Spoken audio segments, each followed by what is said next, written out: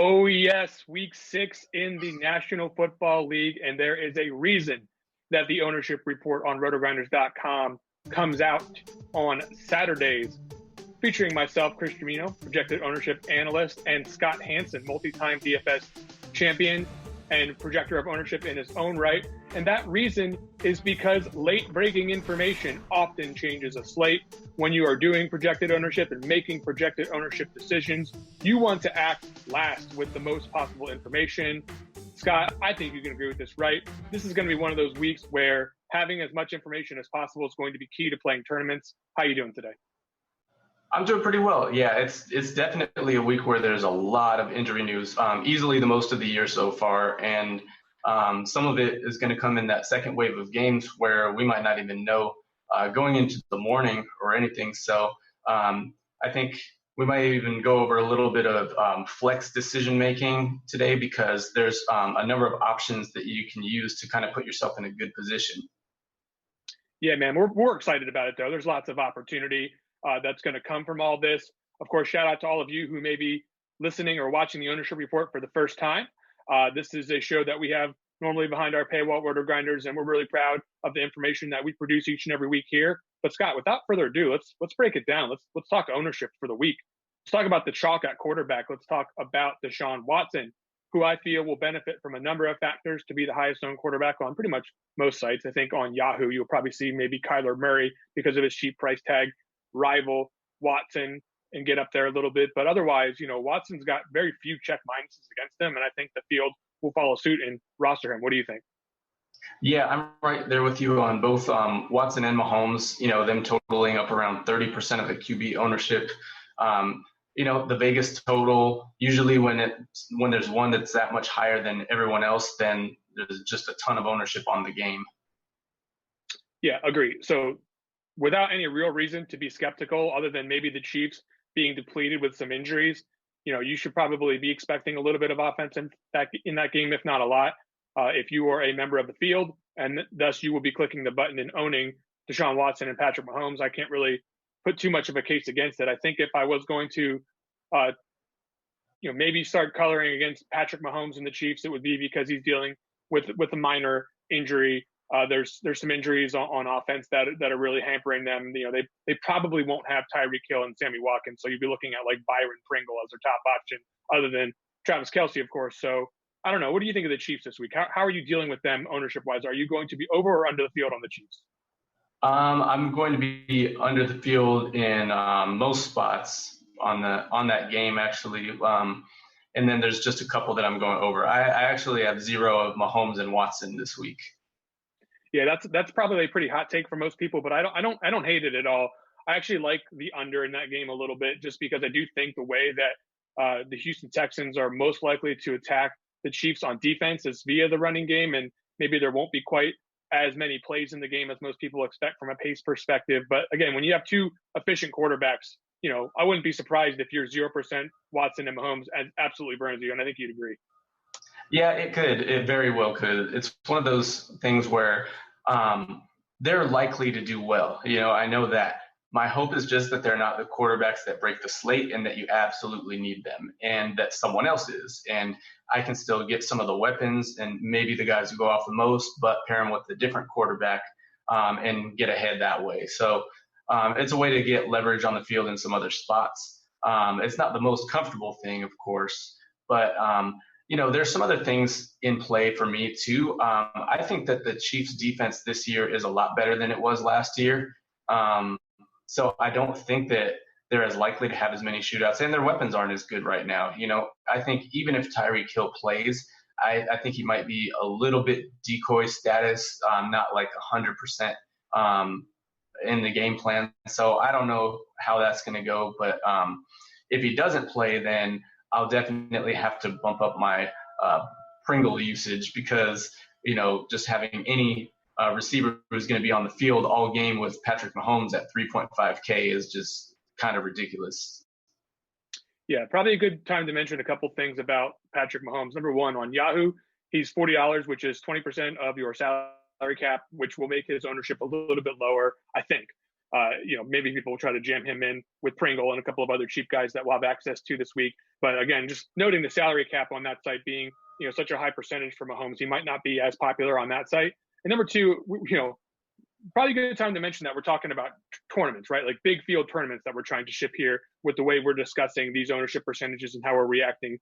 Obviously, Deshaun Watson, Patrick Mahomes, two of the best quarterbacks in the league, two of the best quarterbacks on the slate for sure. And you're going to like them in a vacuum. But when you're talking about trying to get to the top of tournaments, you're looking for an angle where you can feed all of your opponents. And if 30+% of the field has these two guys, I don't hate the take at all. Let's talk about Lamar Jackson, Matt Ryan, Kyler Murray as the next three high-owned guys. I think that constitutes the five highest-owned quarterbacks basically on every site this week. Do you have any particular affinity to any one of these guys, and do you agree with the projected ownership? Yeah, I'll be using some of each of them, I believe. Let's see. I'm not going to have Minshew this week, but yeah, all of Lamar Jackson, Matt Ryan, Kyler Murray, I like all of them. I've got Ryan at 10%. I've got Lamar at 8% and Kyler at 8% as well. I think Lamar might get a little bit lower than initially expected because I kind of think that Marquise Brown's going to end up sitting out.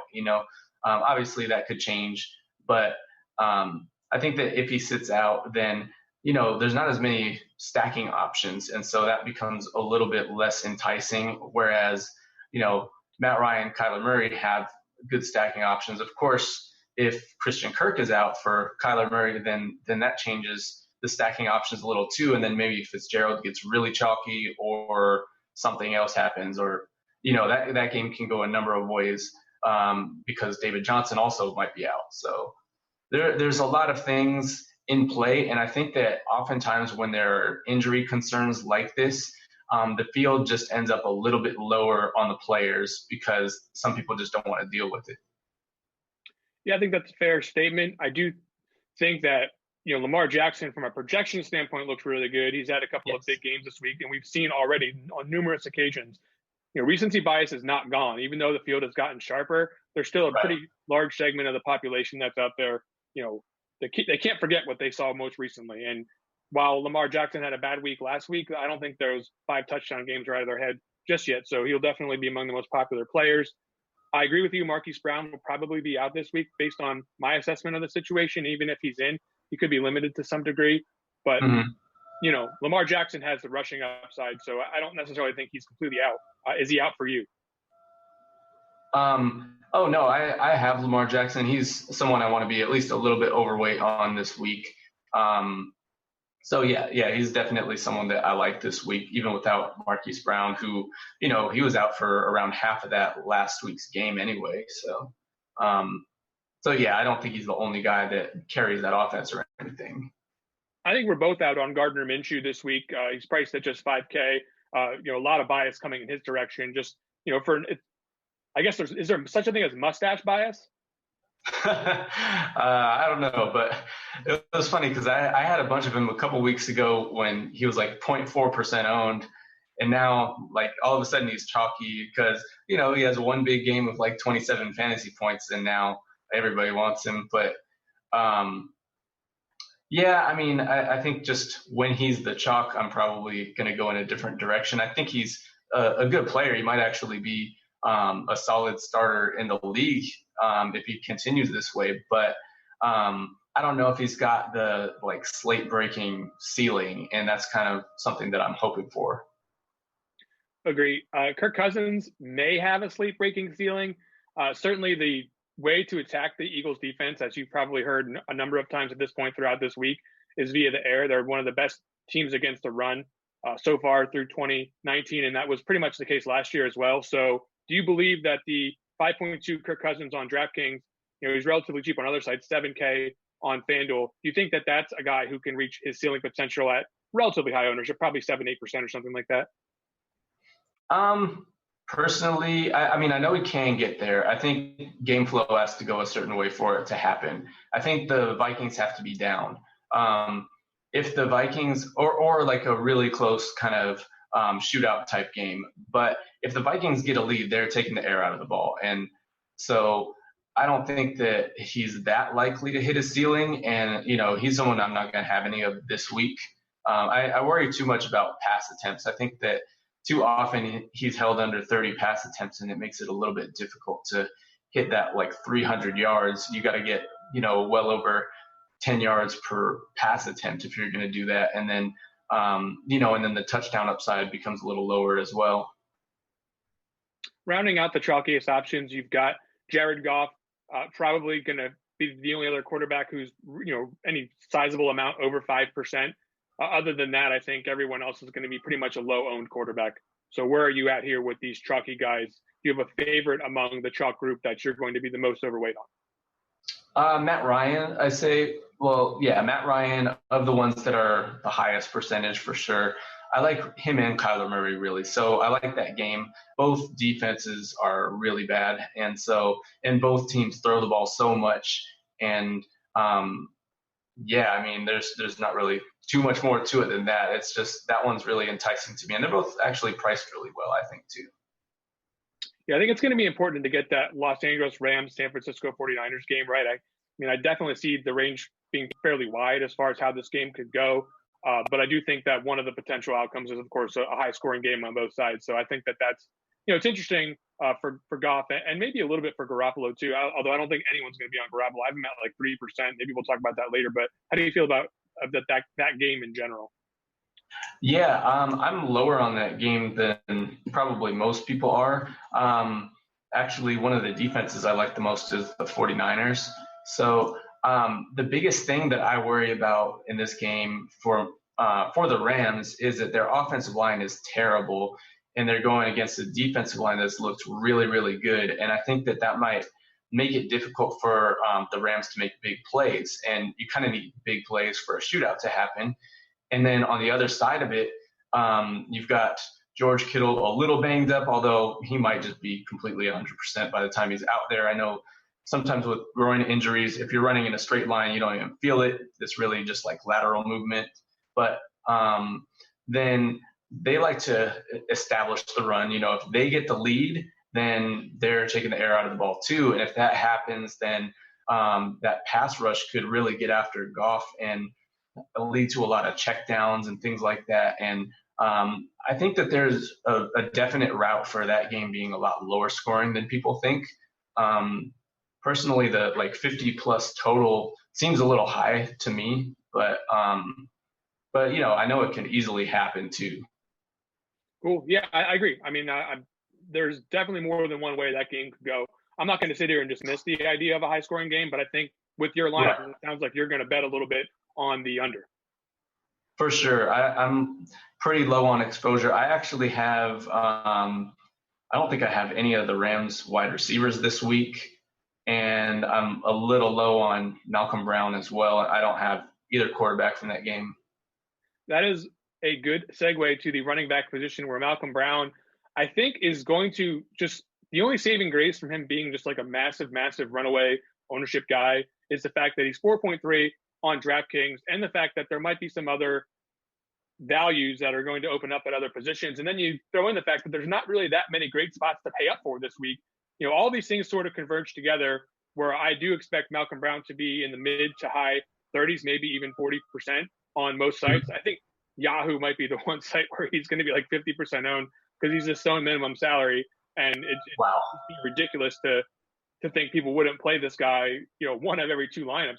That's a huge projection, don't get me wrong, but you would agree that minimum salary for a player that's going to be the lead running back on the Los Angeles Rams is probably going to garner over 40% ownership. Yeah, I think so. That would make sense. I haven't really played on Yahoo before, so I don't know what the ownership trends are like on that side as much, but yeah, I would think that would make sense, being the minimum price. On DraftKings, of course, I'm closer to like 38% than I am to, something like 50% on a guy like Brown. I do think that there's, plenty of outs for him to not have to be owned at that level on that site. Let's talk about how you're treating him. So I think this is a big decision point this week in tournaments. If he's going to be 40% owned, sounds like you're low in that game. Sounds like you're going to be underweight on him. Are you, generally speaking, taking a totally different roster construction by not paying down at running back at all? Or are you finding a different pivot, cheap running back to go with over Brown? I've got a couple other running backs in that price range that I will use a little bit of, but yeah, it's probably a little more of a different roster construction. And I'm also using like 60% wide receivers in flex this week, so I'm going to have a little bit less running back than the field maybe, because I'm not super high on running backs this week myself. And as far as this game, I think of it like this is the defense that's number one against running backs so far, and the defensive line again I think is just really going to overmatch the offensive line for the Rams. I know McVay is really good at scheming up some yards like that really shouldn't even be there, but I'm kind of hoping that Brown just has one of those like mild games. I think the volume is going to have him at least avoid busting almost no matter what. I think he's still going to get like 10 plus, maybe even like 15 or more fantasy points. But if he doesn't get over 20, then the Millionaire Maker winner probably isn't going to have him in the lineup. You know, I don't think you're going to get there with an under 20 at any position these days, the way that it's been going. So I'm kind of taking the under on him getting that much. And so I projected him at like 35% owned. So I have him a little bit lower owned, but I mean, it's not a big difference, but yeah, I'll have him, but not a whole lot. Yeah, I buy that. And if I can try to get him down a couple of percentage points, I will. I did try to sneak that in before the show, but so many moving parts this week, with injuries. David Johnson is questionable. It sounds like he's going to go, but there would certainly be a reason to play Chase Edmonds, even if Johnson's in because of this news. And then if he's out, of course, he would be probably the best play on the slate. You want to talk about Latavius Murray being a play against the Jaguars that are far easier to run on, got smashed by McCaffrey last week. Alvin Kamara popped up on the injury report late. He's a game day decision. So if there's no Alvin Kamara, Latavius Murray would be a better play than Malcolm Brown too. So a lot in flux here with these cheap running backs. Le'Veon Bell is not in flux though. I think everyone's playing him. He is just 6.4 on DraftKings, 6.8 on FanDuel, across the board, industry wide. Probably the best value running back above a certain threshold of price on the entire slate. What do you think? Yeah, I would say he's my favorite player on the slate overall too. Last week I said that about Will Fuller. I had him in like 60% of lineups too, and somehow still didn't win big, but oh well. So yeah, I like Le'Veon Bell a lot. The volume he's getting is ridiculous. He's getting more volume than any other running back on the slate.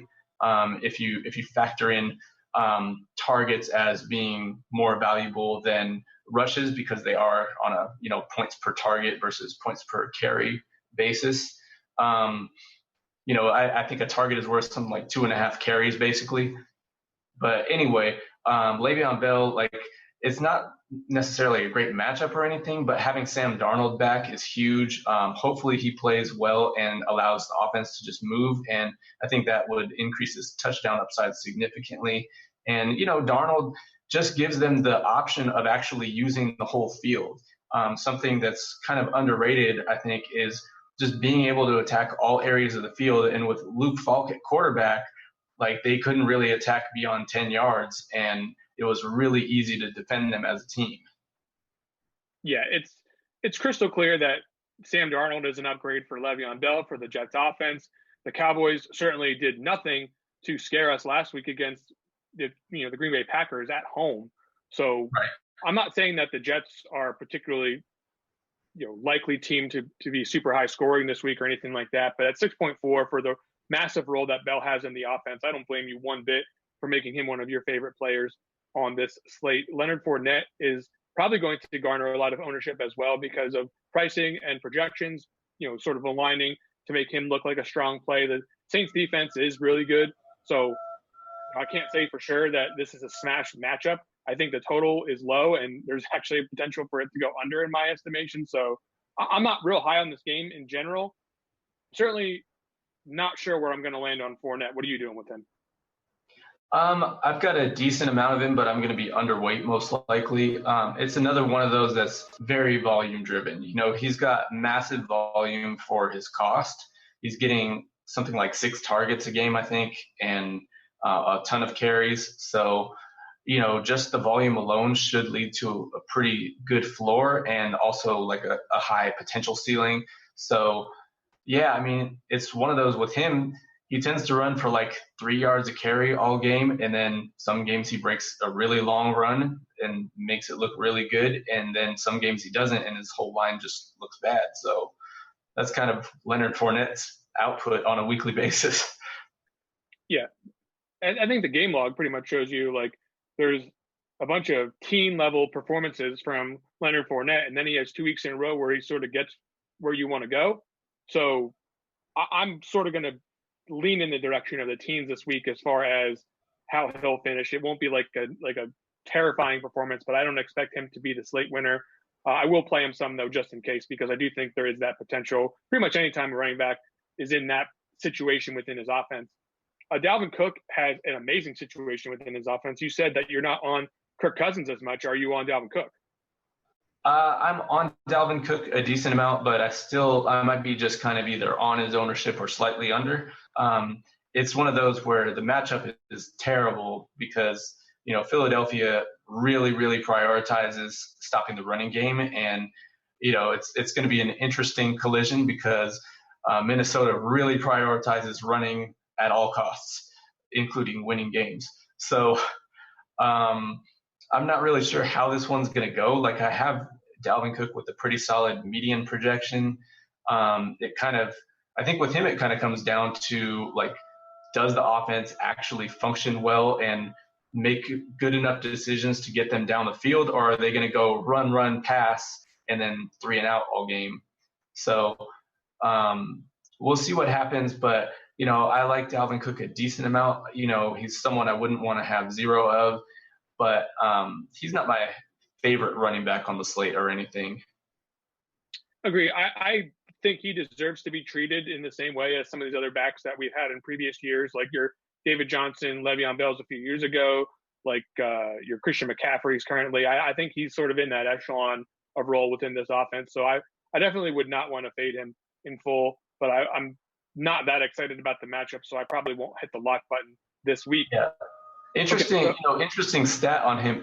For one, he's only played 20 games in his whole career so far. It seems like he's been around for a while, but only 20 games. 10 home games, 10 road games, 8 touchdowns in home games, 3 touchdowns in road games. So, and they are at home this week.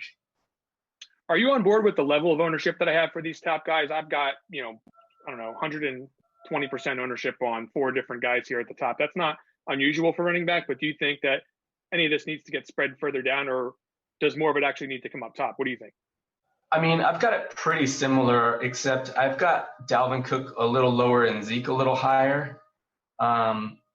It could go either way, though. I think it's kind of tough on this week, but yeah, I've got Zeke a little bit higher. I've got him at like 19%, and then I've got Dalvin Cook at 15. So I have them kind of reversed, I guess.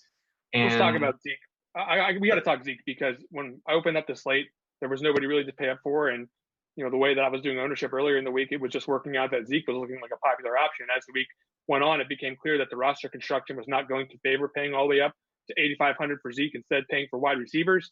So I kind of think Zeke's going to be pretty low owned this week. I wouldn't put him under 10%, but I don't think it's going to be tremendously higher than 10%. Like I would put a cap at like 16%. I would be surprised if it wasn't any higher than that. Okay.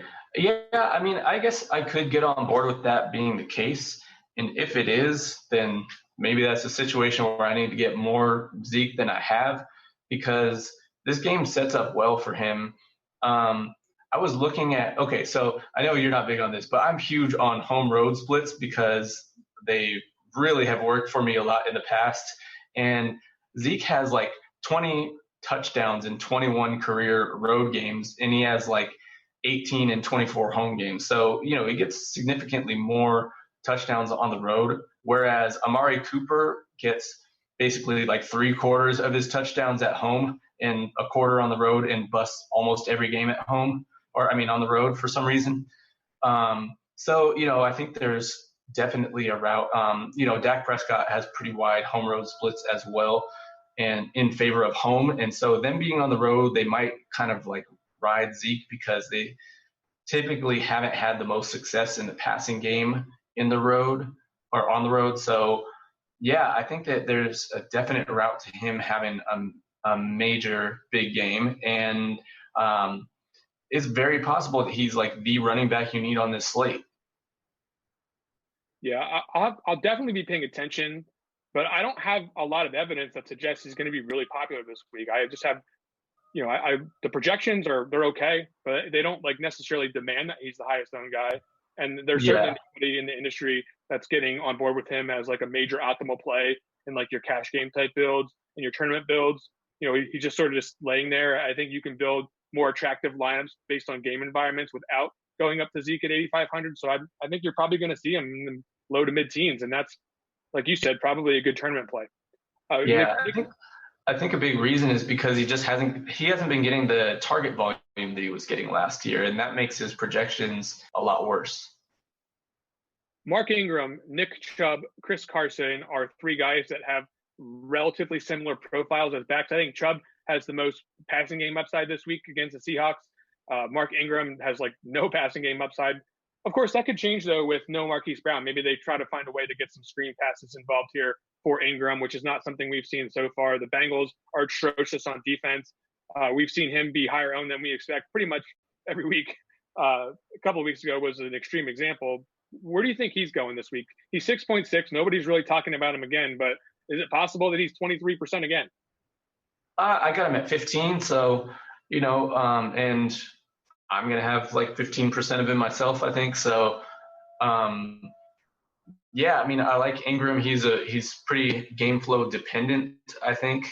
And game flow should be in his favor, so it comes down to the touchdown upside. It's one of those where he's one of the running backs I wouldn't really stack with the quarterback because, I think they're a little bit more negatively correlated than some of the quarterback running backs that have some more pass catching upside. But yeah, I mean, I like Ingram a decent amount. I'm not like really heavy on him or anything, but he's going to be one of the guys I have. Chubb is a guy that I like a lot. 7.3, I don't think he's going to be tremendously popular. I think that game is probably from a standpoint of ownership compared to what I think the actual chance of that being a high-scoring game are. I think it's probably the most underrated one on the week. I think that with, Baker Mayfield's performances thus far are probably leading people to believe that the best way to attack is with an Odell Beckham one-off in that game and not necessarily as like a stackable situation. I actually do think that's a stackable situation. I want to be pretty far overweight on Nick Chubb and the rest of that game in general. So what do you think about Chubb this week? Are you taking an overweight stance with me, or are you kind of not really sure about the Browns just yet? I'm probably going to be a little overweight on Chubb, not that much. And then, the Browns offense overall is one that I'm going to have some shares of for sure. I like their passing game this week. Feel like it's a decent bounce back spot. And then, on the other side, I'm going to have some exposure to the Seahawks too. I think that's another game that has the potential to shoot out. I mean, you've got Russell Wilson and Baker Mayfield. Like, those are two guys who can easily get involved in a shootout. Yep, I'm with you. So that's another interesting spot here at running back, getting towards the lower side of ownership in Nick Chubb. We mentioned Chris Carson on the other side of that game, like in passing here. I think he's going to be around 10% owned. I think that there's some pretty good upside for him to have a good game too. But, I have trouble getting really excited about him. I don't know what it is about the guy. Where are you taking a position on Chris Carson? He's another one I'll be like maybe slightly overweight on. I've got him in more than 10%, but like between 10 and 15% for myself. Yeah, it's another one where he's pretty game flow dependent. I think he might catch some passes, but to me, when Rashad Penny is out, that actually decreases Carson's upside. He might get more carries, but he gets less pass game work, I think. So I think Procise just takes on more of the pass game role, whereas Rashad Penny is more just like change of pace, and then Carson is in the pass game role a little more. Yeah, interesting. I haven't made a decision on Carson yet, but that's because, a guy like Damian Williams is 5.7 below him. And I definitely think he'll have a role in the pass game this week. He's one of my favorite Kansas City Chiefs, given the situation out there. We saw his role get restored to something close to what it was to start the season, the way we thought it was going to be last week. And I am hopeful that that will continue with the situation with the receivers in this group. They don't have a lot of pass catchers. I believe Williams will have a prominent role in the pass game, and he has tremendous upside. I think he's one of my favorite tournament backs of the week. It makes sense. I mean, anytime you get the running back in a Mahomes offense, that's big. I think the one thing I'm a little nervous about with him is the chances that he loses playing time to McCoy just because of poor play lately. Interesting. I can't really make any statements, or I don't want to guess what they're going to do. I only want to look at what they did do last week. And right. I'm just going, it's a tournament. I'm trying to shoot for the stars anyway.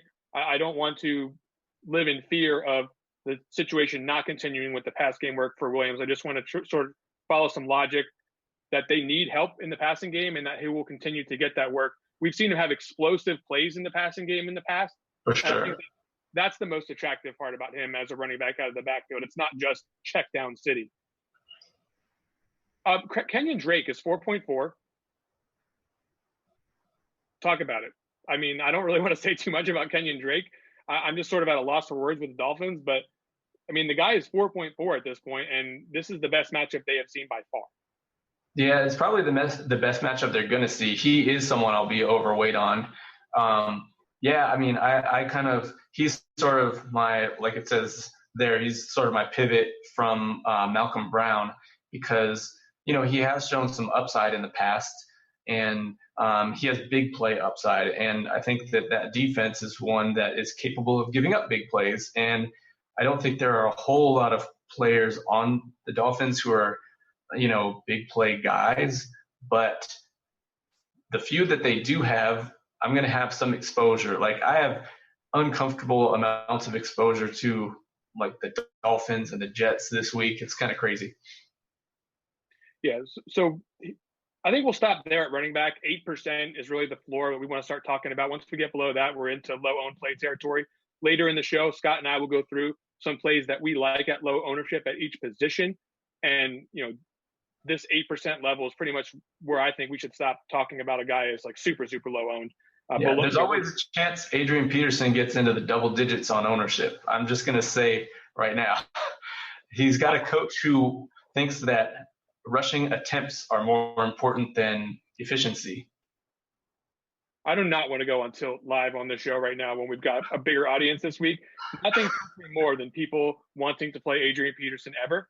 I get what they're going for here with this run first mentality, but guess what happens if they run the ball all the time, Scott?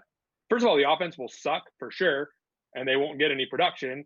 And second of all, the clock's going to run, and the game's going to become completely ridiculously slow pace. He's not that cheap at 4.5. I mean, I'd rather lose than play Adrian Peterson. I've said it many times before, and I will continue to maintain that. I'm playing him. That's disgusting.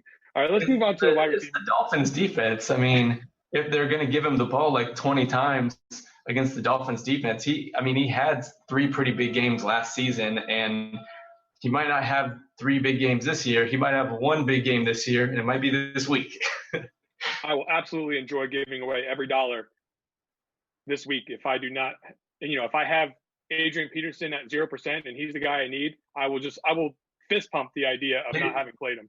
Here's what I'm calling. He's going to prove his coach right by having 18 carries for 35 yards going into the fourth quarter, and then he's going to break an 80-yard touchdown and put him over 100. Oh my goodness!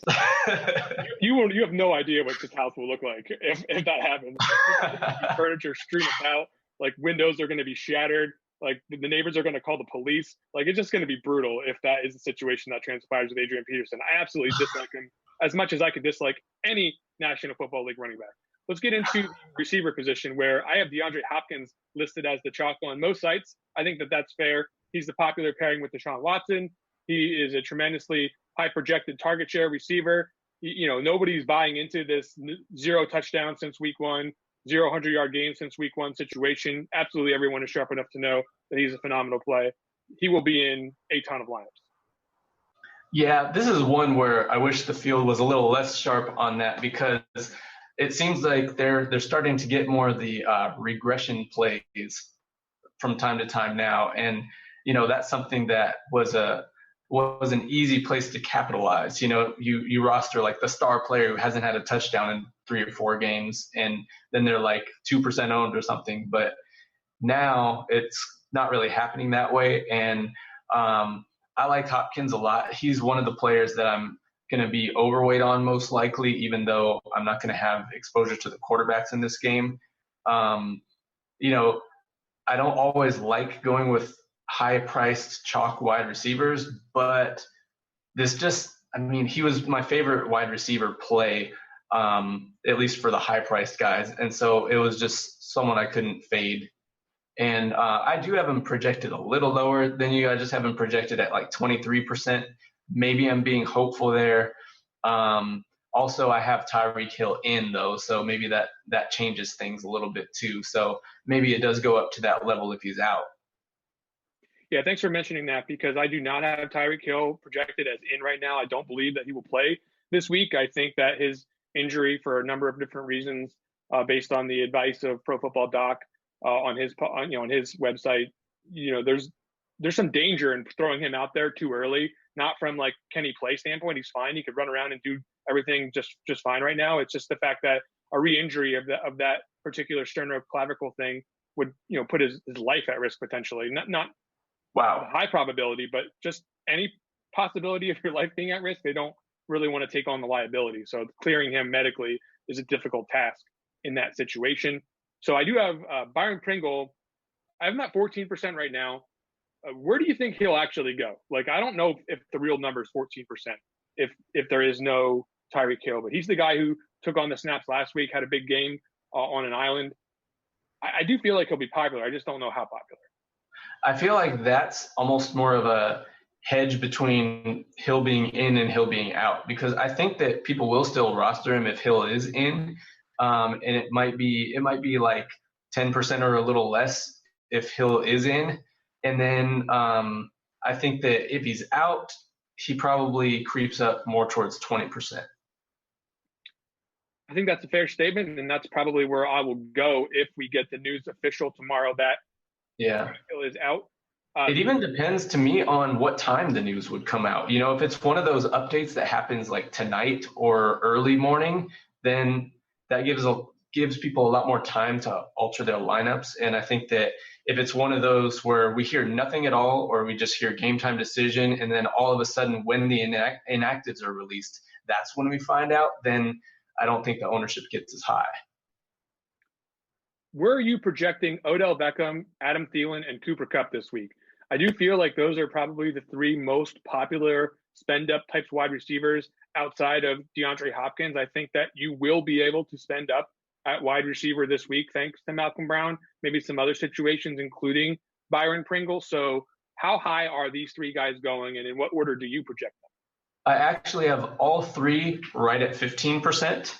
But I have Tyreek Hill at 12%, and the way you have it projected basically breaks that 12% up to the other guys, and I would pretty much have it the same way, I think, as you have it if Hill is out. So I think we're pretty much on the same page with those guys. Beckham's my favorite of the 3 right now. As it sits on Saturday morning, I do believe that he's in line for a bounce back spot. I don't think it'll come at low ownership, which is concerning to me.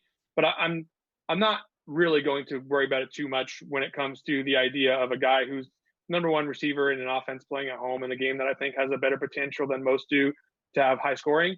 I just want to bet on talent in this situation, and I'm going to probably include Odell Beckham in my main tournament lineup.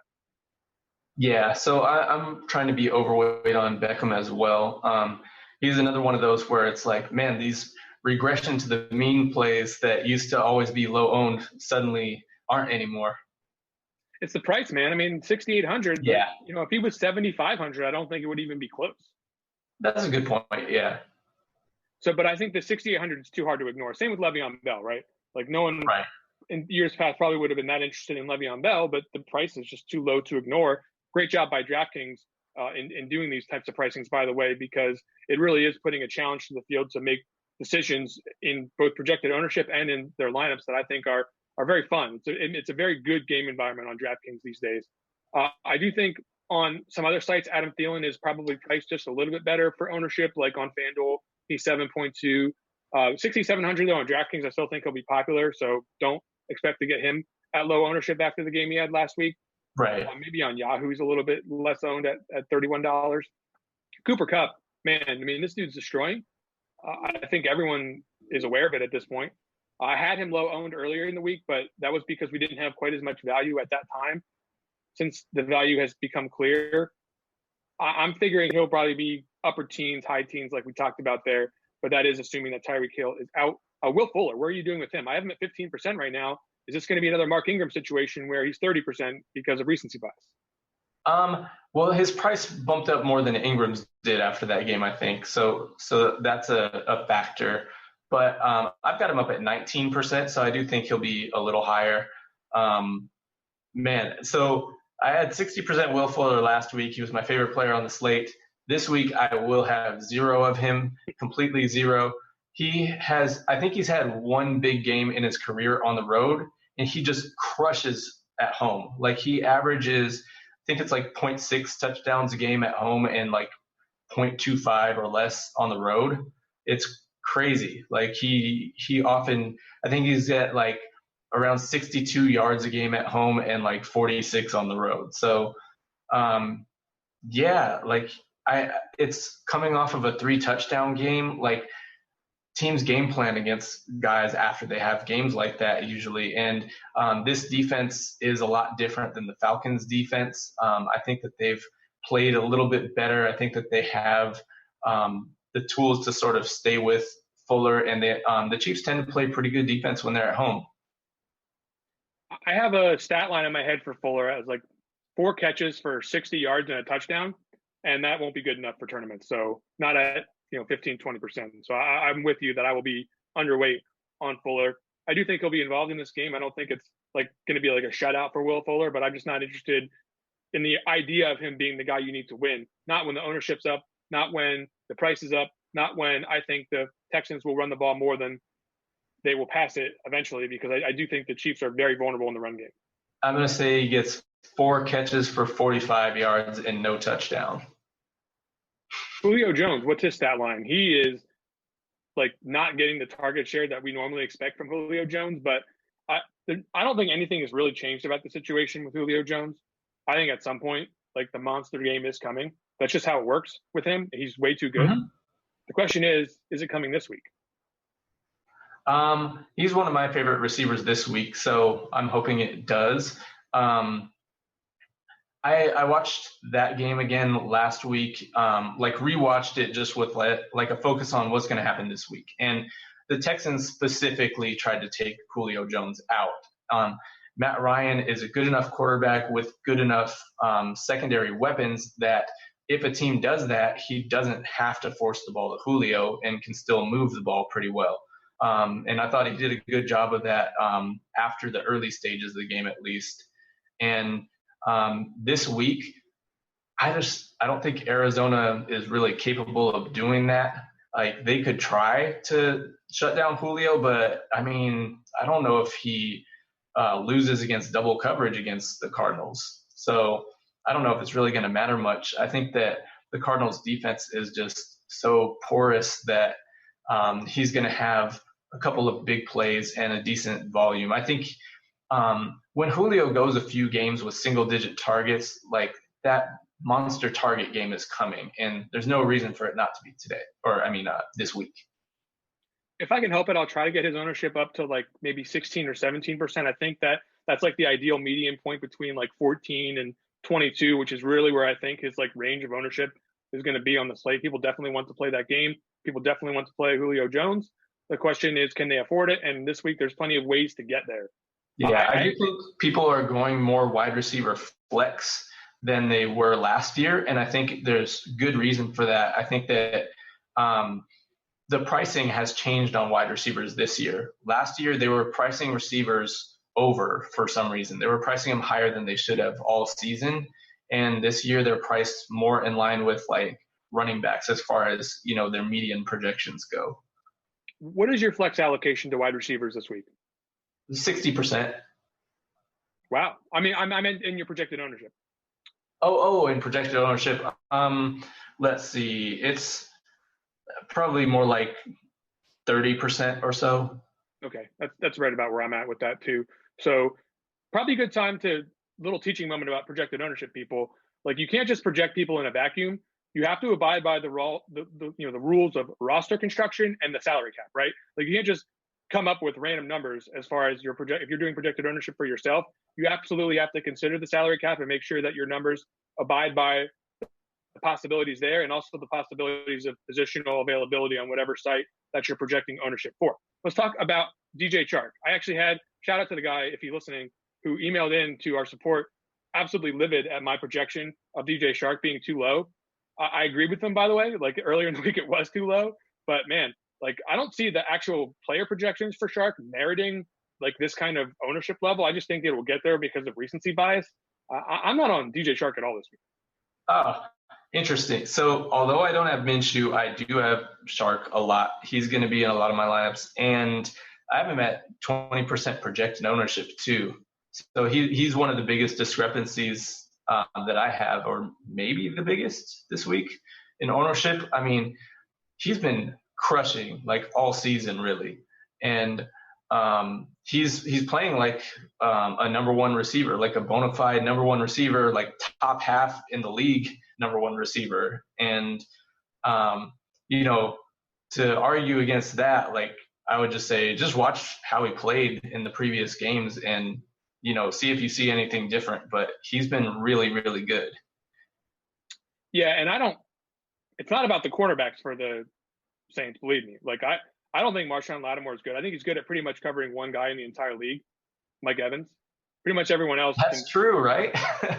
Pretty much everyone else just gets like yardage and touchdowns against this guy, you know, week in, week out. I mean, he's definitely not like a shutdown cornerback at this point. So it's not about the cornerback matchup here. I just think that the pace of this game and the potential for the Saints defensive line to dominate the Jaguars offensive line really scares me for the capabilities of any of these receivers in Jacksonville having a monster game. Price point's fine. You know, Chark's been crushing. I'm not going to blame anyone for going there. I just don't think I'm going to go there. Yeah, to me, he's a misprice. I thought, for one, I think him and Terry McLaurin should have switched prices. Like Chark could have been 6K and McLaurin 5.5. It just doesn't make sense to me that those two are where they are. League average cornerback Jalen Ramsey may be back this week. Do you think that will lower Michael Thomas's ownership? I got him at like 14%. Where do you have him? I got 10. Okay. I don't think it's going to lower it that much because Thomas had such a massive game last week. So I think that offsets it a little, but I guess it's possible. Like you could be right with 10. I wouldn't be surprised at all if it gets down to that because of how much people want to play the other receivers in this range. But man, this week, the high-priced receivers do look a lot better than the high-priced running backs when it comes down to it. Yeah, I'm not scared of Jalen Ramsey was the point of saying he's league average. I'm not sure he's exactly that bad, but like there's no reason for me to believe that you can't, you know, have a top flight receiver like Michael Thomas have a good game against them. I just mentioned not liking that game environment, which is probably the bigger reason why I wouldn't be on Michael Thomas as much this week. Calvin Ridley is in a game that I do like the environment. I have him at 12%. Where do you have him? Like 11. Yeah. So I imagine since you like Matt Ryan and you're sort of interested in playing this game that you're going to have quite a bit of Calvin Ridley. I have 0. How does that work? I don't like his price. He's overpriced to me. Like it doesn't mesh with what he's averaged throughout his career. It doesn't mesh with his like 6 targets a game that he tends to get. You know, it's just the volume doesn't match the price in my opinion. Like when you got DJ Chark probably going to get 8 targets and, you know, Ridley probably going to get 6, like that's a big difference to me. So, you know, I think Ridley's often overpriced. I would like him if he was cheaper. All right, I'm just trying to reverse engineer your lineup so I can play it. So like they're just, you know, Gotta make sure I figure out whether or not you're on Calvin Ridley. I'll make it simple for you. My Ryan stacks have Julio and some Hooper, and that's it. Yeah, we'll talk about the tight end position. Oh wait, actually they have one other guy, but I'll get to him in a little while. Cool. Let's talk about Larry Fitzgerald, because I think that among the Cardinals receiver, he's the only one that I think people can trust is healthy right now. Christian Kirk is probably going to play, but is he at 100%? I can't answer that. I mean, if he's on the field, certainly I think you have to assume that he's good enough to go. But, Christian Kirk probably would be really chalky if it wasn't for the fact that he's hurt, right? Right. And I have him at 7%. Oh, okay. You moved it down a little, it looks like. So, yeah, I've got Kirk as being pretty low owned. I could even see it going under 7 because that being the later game and legitimately not knowing if he's going to play. So this is one play that I like a lot. Well, you mentioned Fitzgerald too. I have both of them in a decent chunk of lineups each. And what I'm going to do in a lot of my lineups is if I have Christian Kirk, I'm probably putting him in the flex. And to me, that works really well because at 5.2K, you could have George Kittle as a substitute for him, assuming he plays if Kirk is out, or if somehow David Johnson and Kirk are out, then you could put Chase Edmonds in, or you could just shift down to Malcolm Brown if you want to. So it gives you a lot of good options if you put Christian Kirk in the flex as far as dealing with the injury situation, or you could put in like Philip Lindsay or Matt Breida. So there's all kinds of ways that you can go. And to me, the ability to late swap and have like good flexibility in the lineups after the first wave of games is kind of important when the injuries are the way that they are. And, you can kind of look at each of your lineups and see like, all right, what has potential? Do I need a chalky player or a contrarian player here? Like if I'm way ahead, maybe I just go with the chalk and hope that people don't catch me. Or if I'm a little behind, maybe I go with a lower owned guy if Kirk is out or something like that. Or even if he's in, you could still pivot if you want to. But I just like the flexibility of having him there. Yeah, it's an interesting take there. So, I'm skeptical of his health as far as Christian Kirk is concerned, but I am otherwise interested in that price point. On other sites, he's just really, really cheap. I think on FanDuel, he's just something like 5,600. Yeah, I mean that's a great price, and he's going to be like 5 or 6% owned or something on that site. Let's recap the ownership here for wide receiver. Hopkins is probably the clear chalk, and then I think you've got a group of guys: Beckham, Thielen, Kupp, and maybe DJ Chark and Julio Jones. You have Will Fuller in that group as well. I think that's like probably the next 6 or 7 guys right there. Byron Pringle could get up to like 20% if there is no Tyreek Hill. If not, he'll probably fall to like 6, 7%. What do you have him at if there's no Hill out? Yeah, I think he'll still be like, at least 6 or 7, maybe even close to 10. Calvin Ridley, 11%, probably out right in that game environment. Same with Larry Fitzgerald. Didn't mention Robert Woods, but just because of his price point at a lot of different sites, I think he's really cheap on Yahoo. That could raise his ownership up to like 10, 11%. Same as we have here on DraftKings. So you should look out for some Robert Woods lineups this week, even though that's not like the most talked about in vogue play. You have Michael Thomas higher than I do. I have 10%. You have 14%. And then below that, you got some guys that are not bad enough a place to be low owned, but probably too good, elsewhere in the lineup for them to be high owned. Like Stephon Diggs is worrying about Adam Thielen, Tyler Lockett worried about Chris Carson. We didn't mention Jamison Crowder, but I think on DraftKings he's just 4K. That'll be a site specific play. Maybe on Yahoo he's also like the minimum salary, so you'll see ownership there. And then a couple of other guys: Boyd, Kirk, Gallup, Landry. None of these guys are going to be real low owned, but I don't think they'll be high owned. Anybody that I didn't mention there that you think will be higher owned? Let's see. Not really. I don't really have a chalky, cheap receiver this week. Let's move on then to the tight end position, where it's just super easy. This will be like a 2-minute segment. Hooper is a complete stone chalk. Should be against the Arizona Cardinals. Travis Kelce will be able to be afforded more easily with some injury news in my current projections. So I think he'll creep up higher than I think most people thought he would have earlier in the week. Kittle experienced an injury yesterday at practice, which is going to drive his ownership down and Hooper's ownership up. And then, of course, with no Marquise Brown, you'll have Mark Andrews' ownership start to creep up because people will see that as the only truly viable stacking option with Lamar Jackson. And I don't think people are just automatically going to get off Lamar Jackson. Those 4 guys are going to have a massive percentage of tight end ownership. Disagree with me now?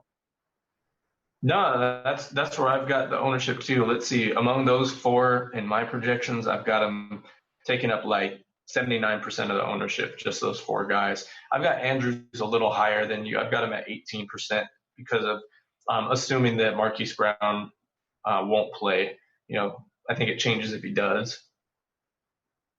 Pretty much everyone else is going to be low owned, so I'm not even going to waste people's time. Bottom line is, I think most of the ownership is going to be here for good reason. Do you have a lot of ownership outside these 4 guys? Not really. There's only 6 tight ends that I'm using total. So yeah. If you're creative out there and you have a wild imagination, maybe you can envision somebody else besides these 4 guys, and you get a huge ownership advantage. But unfortunately, the reason that they are getting all the ownership is because their opportunity projections are just through the roof compared to every other tight end. Let's get to the defense, where I have some work to do. I mean, obviously, with the news situation, there's going to be a lot of work to do on every ownership projection on every site up through lock tomorrow. But the defense in particular, I'm just very confused about how this is going to go on DraftKings. I don't think it's crystal clear. The Ravens have the easiest call as far as matchup against the Cincinnati Bengals. Maybe with some of the savings, there'll be enough people that will gravitate toward there because it's safe, but they're still 4,100. That scares me.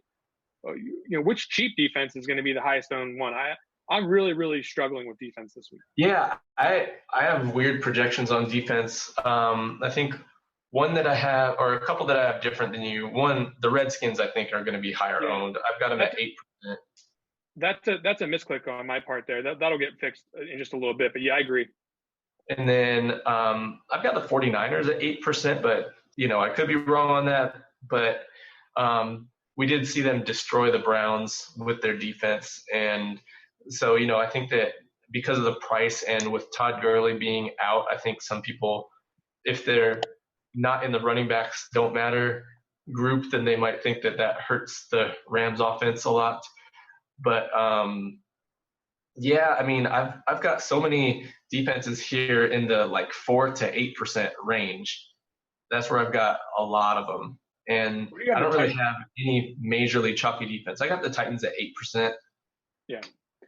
So DraftKings is a little bit different. I think some other sites, it's pretty easy to see the Ravens being a higher owned defense on some other sites this week.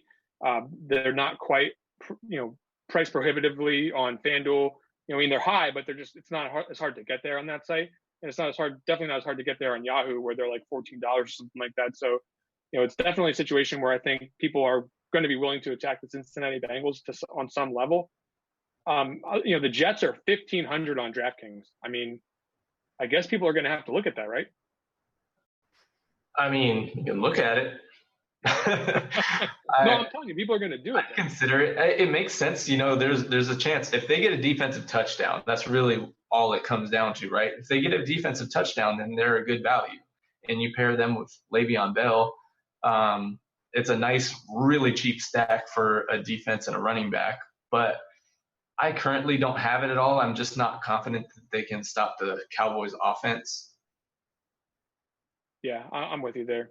The Chiefs defense is also pretty cheap, and that game could certainly have some ways for them to come through at 2,500 on DraftKings. But my recommendation on defense is I'm going to spend a lot of time on defense tonight, and as the news breaks tomorrow, I'll definitely get a better sense of where the ownership's going to land there. But it's on DraftKings, it's a little bit of the Wild West right now. I'm not really sure where it's all going to shake out. There's just not a really, really, really clear spot. Yeah, I don't think there's a mega chalk type defense this week. Scott, it's time to talk about low-owned plays, and I think this is a really good week for it. But at the same time, I'm a little bit nervous about my picks because I'm going to be going in the face of some pretty clearly good plays at these positions, and I think that's the risk anytime you go into the low-owned territory. I'm not trying to fill my entire lineup with low-owned plays. I'm just trying to find 1 or 2 angles that can differentiate the good plays from the rest of my opponents. That's ultimately the way to get to the top of the tournament leaderboard, is to have intelligently differentiated lineups. Scott, who do you have as your low-owned quarterback? Don't pick mine, please. All right. There's a chance I do. We'll see what happens. But this is a guy I have in way too many lineups, most likely. But I have Sam Darnold. Is that yours? Yes, no? You didn't take mine. Go ahead. Talk about Darnold. I have him like a 0.5% owned right now. Yeah, I put him at 2% owned. I think that some people use him because of the stackability. But yeah, it's one of those where more than anything, I'm hoping that he's just better in his second year. He showed some promise towards the end of last year. He's very cheap.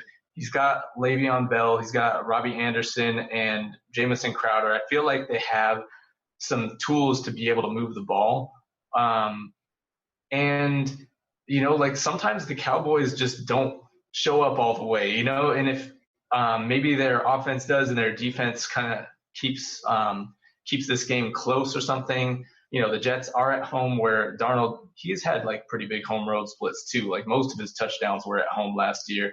And I'm just hoping that they're able to keep this game close and that it's like a shootout or something, because if it is, his stacking options are very cheap, and it's very easy to bring back with Cowboys players as well. So I just like the roster construction with game stacks in this.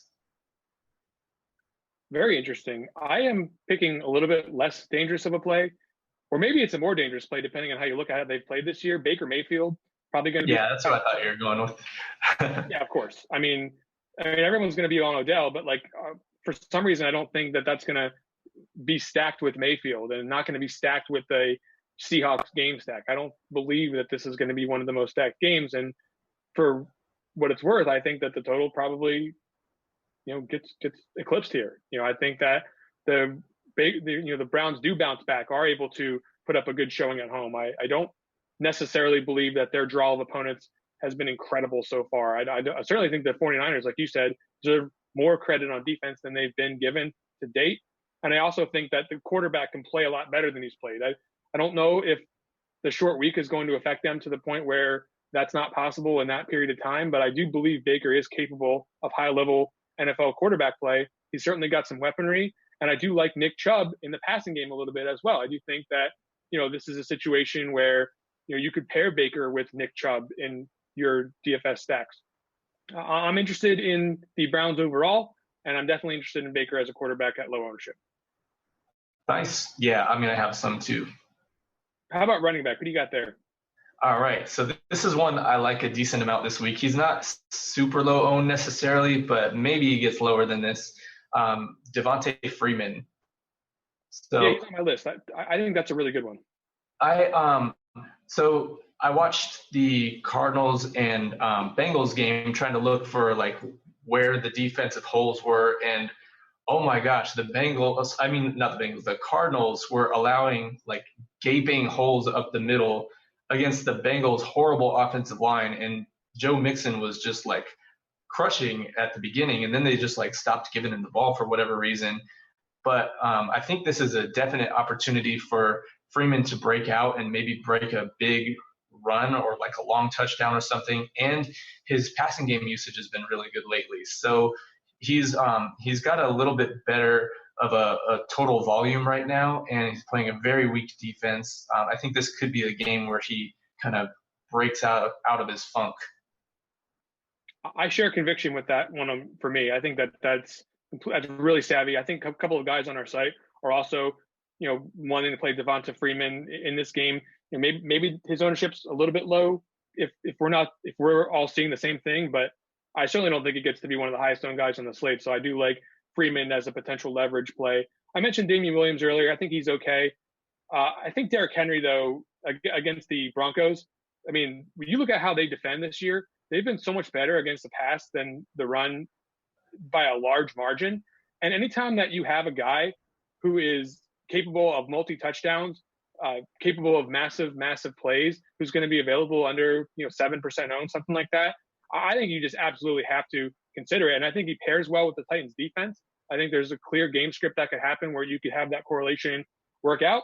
So give me one of my least favorite players in the league, Derrick Henry. I was thinking, I want to bring back some of your clips from last season about Derrick Henry, because you hate this guy, right? He looks like Zangief out there, like from Street Fighter. He's like 9 feet tall. He stands completely upright. But the bottom line is, I'm not able to practice take lock, Scott. I didn't like him. I didn't think, what I had seen to that point was working out. And at this point in time, he's done enough to prove that the Titans are going to give him the ball. Who am I to say? He's going to be in on the goal line. He's got touchdown upside. He's got, more importantly, upside to eclipse the tournament threshold for the $6,100 price tag, and that's really all I care about. Yeah, he's a very unique running back. He has a very different running style than most. He's definitely not a scat back, and he's not your typical power back either. He's got this crazy top speed with really slow acceleration, but a ton of power and a ridiculous stiff arm. And he only bends his runs instead of cutting. Yeah, you know what? Let's skip the scout. Sometimes it works really, really well. Our scouting opinions aside, I think he's definitely a good tournament play this week. Who do you got at wide receiver? Okay, so first off, I don't have any low-owned tight ends, so I've got multiple wide receivers that I like. I'm going to say, okay, the one that I like most is Robbie Anderson. And this is going to make or break me this week because I'm going to have him in a lot of lineups. And, looking at his picture doesn't make me that confident. But I'm trusting this guy with my week. But, he's a deep threat, and they haven't been able to stretch the field because they haven't had a quarterback who could throw downfield. He is another guy with ridiculous home road splits. All of his good games are at home. And I'm hoping that he's able to get past this Dallas secondary. It's not really a secondary that I'm thrilled about attacking. It's more of a price thing and just a player upside thing because he's shown 30-plus DraftKings point upside in the past. I think you should definitely make all your decisions on tournament plays based on how their hair looks in the profile picture. You see a guy who makes questionable choices. I see a guy who's electric. He's been electrocuted. His hair's all over the place. I mean, certainly from an actual football analysis standpoint, everything you're saying makes sense. I mean, the Cowboys defense isn't the first place you would want to attack on most weeks, but if you're getting it a total cheap stack at 1% for the quarterback and under 6% for the wide receiver, I think it makes all the sense in the world from a game theory standpoint. From an actual football analysis standpoint, it's scary, but I get it. Yeah. Wide receivers, let's see here. Well, I kind of wanted to go to that Rams 49ers game for this segment, but you're sort of inspiring me here to run it back with the take I had last week, where we were looking at the wide receiver cornerback matchups for the Green Bay Packers, and I was successful in predicting that Jair Alexander was not the player that everyone thought he was. I think he's still a fine cornerback. He did get completely dusted by Amari Cooper last week, but boy, Michael Gallup is for real. This dude just looks incredible out there. I have him at 8% ownership because I think it's common enough out there, the thought process that he can be an explosive wide receiver in this league amongst sharper people. I think his ownership will start to creep a little bit, but still, for what he can do against this defense, and especially if you're thinking that this is going to be a game where the Jets can do something on offense, you just need to be absolutely all over Michael Gallup. I mean, this guy can fly. He's got big play capability, and the touchdown equity is through the roof. So nobody could have watched that game last week, what Amari Cooper did, no coordinator, and decide to play alone. There's going to be a baby in the background for a little bit because we're going a little over. Anyway, continue. I like Gallup. I do too. Yeah, he's going to be in plenty of lineups for me as well. Yep. Tight end. Or you said you got nobody for tight end? Give me another wide receiver then. All right. This is a deep one. I've got two more really that I like, even though they're ugly for sure. Miles Boykin, if assuming that Hollywood Brown is out, he's only 3.5K. I mean, the athletic profile is off the charts. So if you like Marquise Brown because of the deep threat, I mean, Miles Boykin's got the deep threat ability too. It's just a matter of you're taking some risk on, is the target volume going to be there, And so for me, if Brown plays, then this play is completely out because I don't think Boykin's going to get the snap volume in order to hit. But if Brown's out, then I do like Boykin because he should be starting in 3 wide sets. And I think that he'll have some target upside because Seth Roberts, one of the other guys in 3-wide sets, has played a ton of snaps this year and has barely gotten any targets. So it's not really a direction that Lamar Jackson's been looking.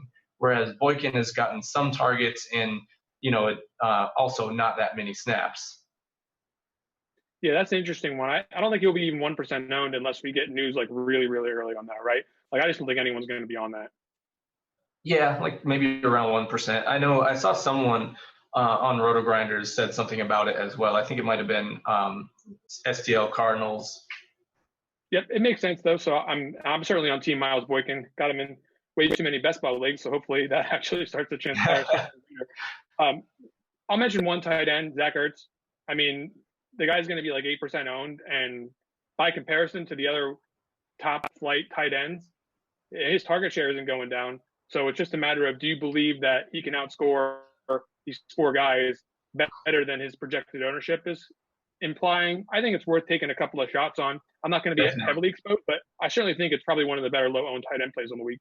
I totally agree. And I mean, Darren Waller had his big game against the Vikings, so it's not like it's impossible for it to happen against them. And Ertz has like maximum tight end upside, it's like 40 plus points he's hit before. So I like that one. Just a couple other things I'll mention then, I'll have a little bit of Will Dissly. And then one other wide receiver that I like a little bit is Albert Wilson. If he comes back in his first game back, he had 4 targets and a carry in 6 snaps before getting injured in week 1. So, if he plays, maybe it's a guy who gets used quite a bit, and he's going to be super low owned as well. He is explosive, and, the rest of the team kind of isn't. So it's a weird matchup. It's a weird week. And what if that Dolphins-Redskins game is the shootout of the week, Oh, God. not if Adrian Peterson's going off, I'll tell you that. That is well, if he's breaking off long runs instead of getting volume. Oh my gosh! Let's end talking about the Dolphins and the Redskins, folks. That is going to do it for the ownership report, week number 6. Hopefully, you'll come check us out at RotoGrinders Premium if you're not with us already. We've got this show, but we've got a ton of other stuff that you're going to absolutely love, and I encourage you to come check us out. Best of luck in all of your contests. For Scott Hanson, I'm Chris Gimino. We'll be back again week number 7 for the ownership report. Have a good week.